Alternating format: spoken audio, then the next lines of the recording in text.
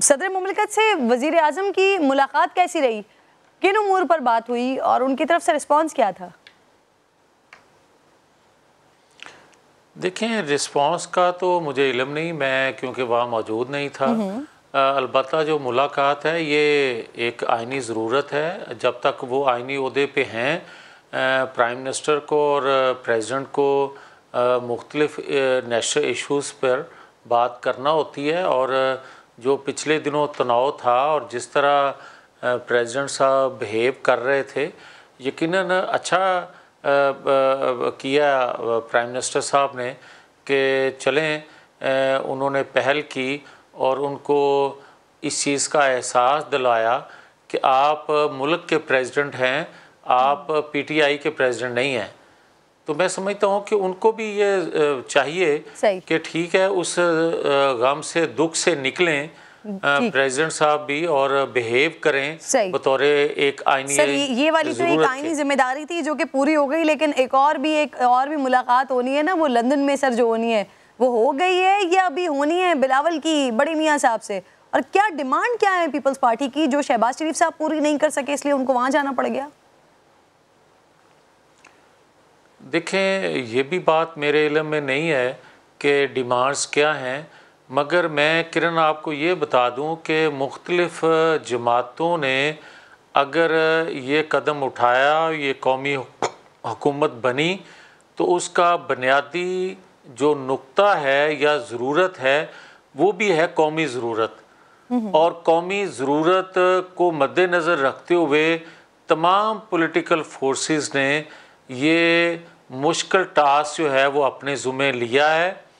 मैं मगर ये ज़रूर अर्ज़ करता हूँ कि आपकी जो बात मुझे समझ आई, जो मुख्तलिफ़ मीडिया के लोग सवाल करते हैं कि कब तक ये हुकूमत चलेगी या इत्तेहादियों की डिमांड्स क्या हैं, मैं बड़ा क्लियर हूँ और मेरी ये ज़ाती राय है कि अगर जिस जज्बे से हम हुकूमत में सब आए हैं और पिछली हुकूमत को चलता किया है, तो अगर ये कौमी जज्बा जब तक रहे तो मुल्क की ज़रूरत या वो जो ज़रूरियात जिनके तहत हम आए थे रिलीफ देने के लिए कौम को, रियासत को, तो देन पूरी हो सकती हैं। और अगर इसमें से कोई अपना पार्टी का मंशूर, पार्टी का तरीक़ाकार या कोई इख्तलाफ राय अगर कहीं हो, काम ना चल रहा हो, तो फिर नए इलेक्शन की तरफ जाना चाहिए।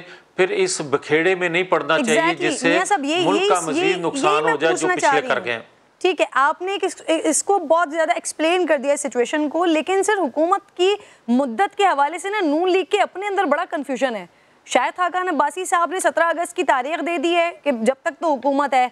इसहाक डार साहब के मुताबिक इलेक्शन फौरी हो सकते हैं। इनफैक्ट अभी आप भी बता रहे हैं, तो ये हुकूमत की मुद्दत होगी बेसिकली कितनी, क्या ये तय हुआ है? क्योंकि जाहिर है ना, IMF के साथ मुज़ाकरात के लिए आप लोग जा रहे हैं, तो इसमें भी हुकूमत की मियाद का अमल दखल होगा सर? नहीं किरण, मेरी गुजारिश सुन लें। देखें, IMF के पास जब मुस्लिम लीग नून की हुकूमत बनी 2013 में, हम उस वक्त भी जाते थे। क्या हम कर्ज़े उस वक्त नहीं लेते थे? मगर मुझे कोई बताए कि 2013 से 18 तक महंगाई क्या कंट्रोल नहीं थी? जो कर्ज़े लिए थे उससे मेगा प्रोजेक्ट बने नहीं हैं, नेशनल इंटरेस्ट वॉच नहीं हुआ। कर्ज़े लेना जुर्म नहीं है, मगर कर्ज़ों का इस्तेमाल आप क्या करते हैं, देखने वाली बात यह है। आप ये देखें कि इनके 4 सालों में कर्ज़े कितने लिए गए, महंगाई कितनी बढ़ी, बात यह है। और आज भी मैं ये बात कहता हूँ कि देखें, हम देखें, आज बार बार कहा जाता है कि इमरान खान के जलसों को देखें जी, वो टफ टाइम दे रहा है, वो इलेक्शन की बात कर रहा है। भाई बात सीधी सी है कि क्या रातों रात जलसे करने से महंगाई वो कम कर गया, डॉलर की कीमत नीचे ले आया? किस वजह से आप कहते हैं कि जलसे बड़े हो गए? बात सिर्फ इतनी। और क्यों कहता है कि फौरी इलेक्शन होने चाहिए, और क्यों इत्तेहादी जितनी अपोजिशन जमातें थी उन्होंने हुकूमत करना कबूल किया?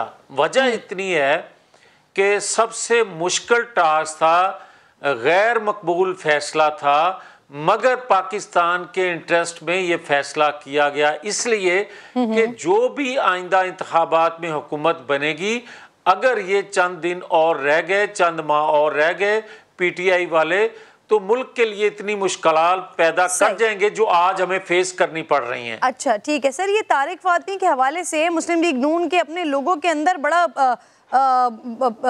मामलात ख़राब हो रहे थे सर, इख्तलाफात सामने आ रहे थे डॉन लीग्स में, क्योंकि उनका नाम है। फिर उसके बाद वो कैबिनेट का हिस्सा बन गए, तो क्या हुआ ऐसा कि सर फिर वो इख्तलाफात के बावजूद भी ये कैबिनेट का हिस्सा बने? क्या नवाज शरीफ साहब को इंटरवीन करना पड़ा?